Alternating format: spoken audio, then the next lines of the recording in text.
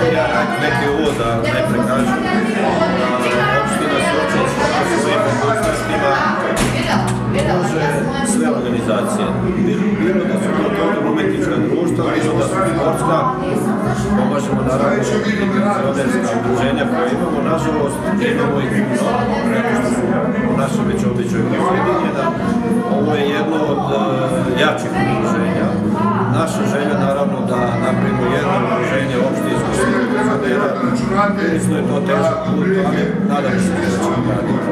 Naravno da evo i ja, moje pristup i naše pristup ovde nešto znači tim ljudima, dajemo im podršku za taj rad, jer moram priznati da su prilično aktivni, možda aktivniji nego što su oni koji su u nekim godinama gde bi trebalo da budu mnogo aktivniji.